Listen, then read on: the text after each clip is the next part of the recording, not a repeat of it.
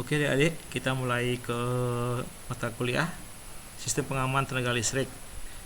Saya bersama Pak Cok membawakan mata kuliah ini untuk semester ini kelas A dan B. Pak Cok kelas A, saya kelas B. Oke, kita lanjut.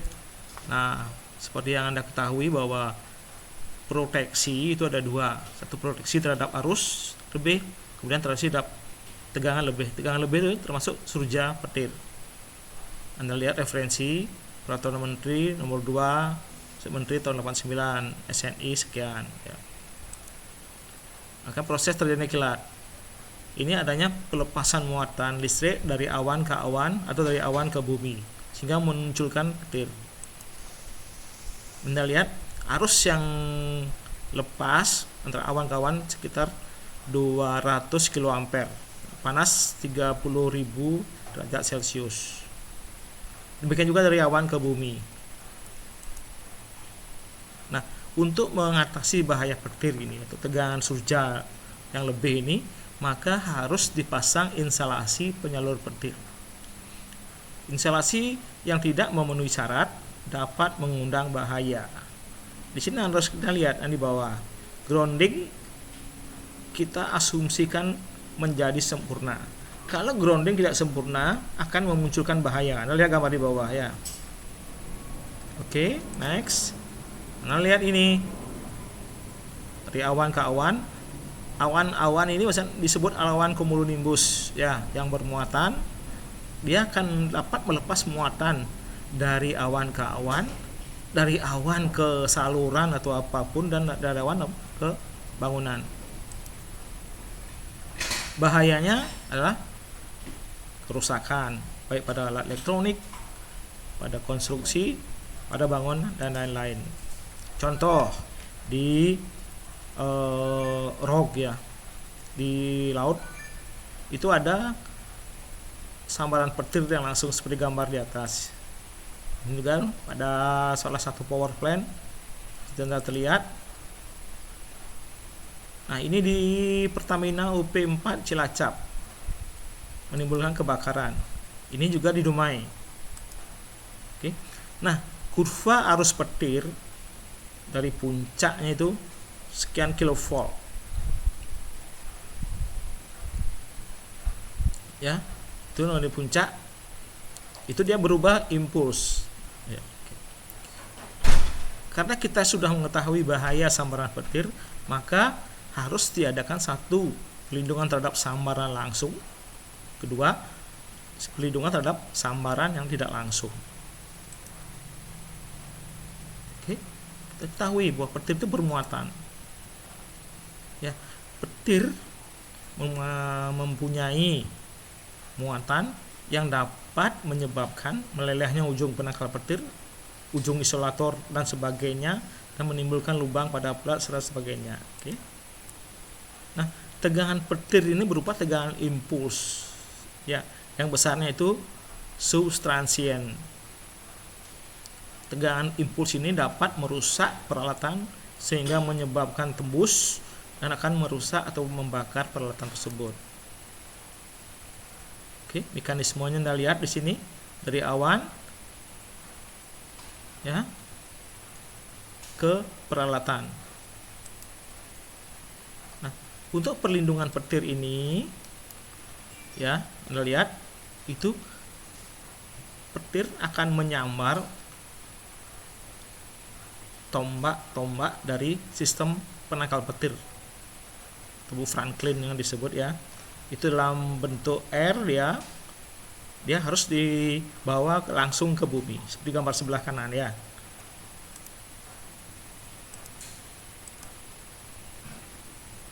Jadi ini ada penerima yang Anda lihat di sini, terminal penerima, maka petir akan mengenai terminal tersebut. Maka dia langsung dibawa ke konduktor. Ya. Nah, hantaran ke bumi yang disebut dengan grounding. Oke. Pada bangunan yang tinggi, pabrik atau gedung-gedung yang tinggi akan berpotensi terhadap bahaya petir.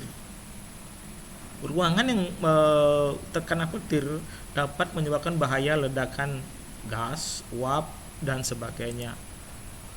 Oke. Nah, pada kesempatan ini akan dipasang arrester ya, atau yang sering disebut juga LE ya. Tapi asumsi kita di sini bahwa grounding harus baik, supaya arus petir langsung dibawa ke tanah. Oke, Anda lihat di sini ya, di gambar yang berikut.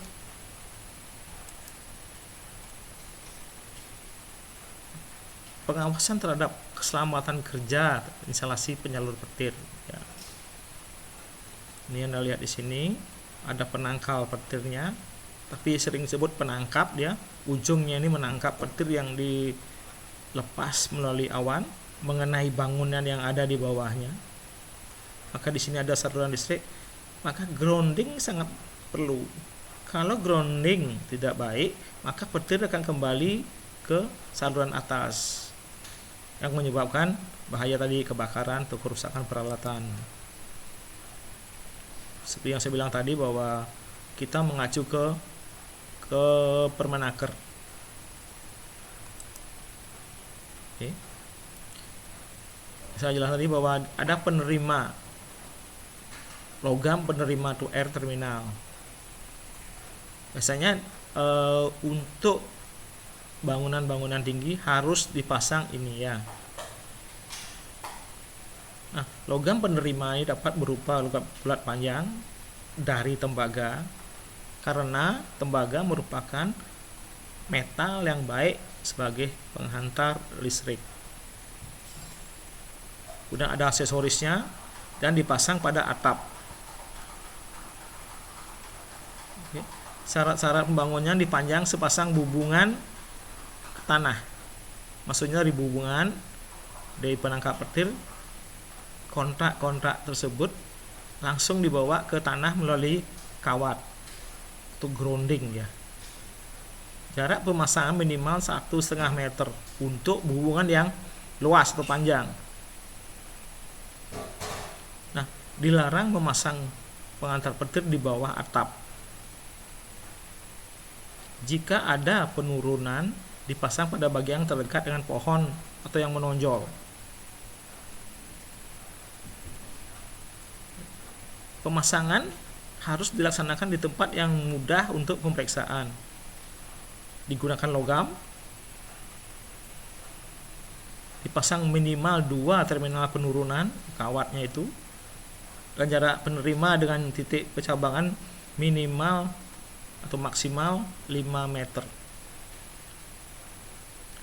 Bahan pengantar kawat tembaga yang telanjang dengan diameter 50 mm persegi dengan tebal per uratnya itu 2 mm persegi.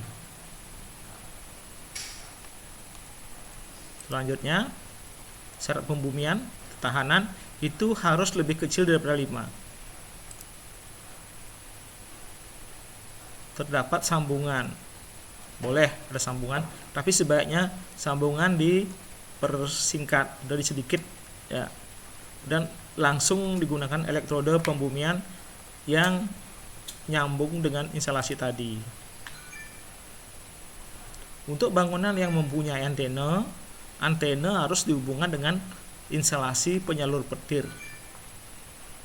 Antena dibumikan dan selanjutnya, oke.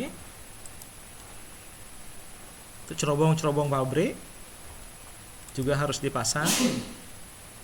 Nah, pemeriksaan dari penangkap petir ini harus diperiksa dalam kurun waktu tertentu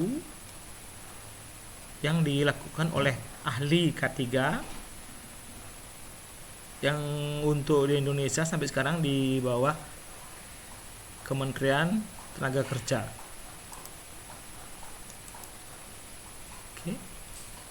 Pengujian yang selanjutnya silahkan Anda baca langsung. Nah, tidak hanya bangunan,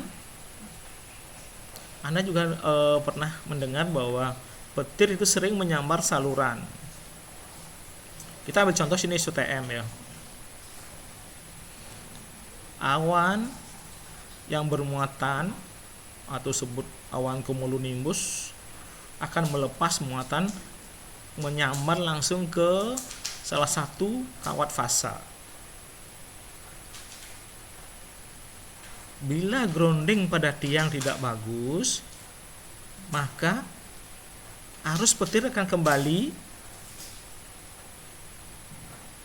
dan bila bilnya itu lebih kecil daripada ketegangan petir, dapat menyebabkan kerusakan pada isolator dari kawat fasa tersebut, sehingga menimbulkan trip atau gangguan.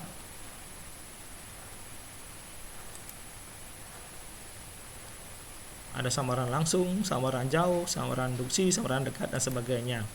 Nah, untuk menghindari kawat fasa ini terserang atau tersambar petir, maka dipasanglah sela-sela batang pada basing isolator, baik pada trafo, pada hantaran, dan dapat juga pada CB.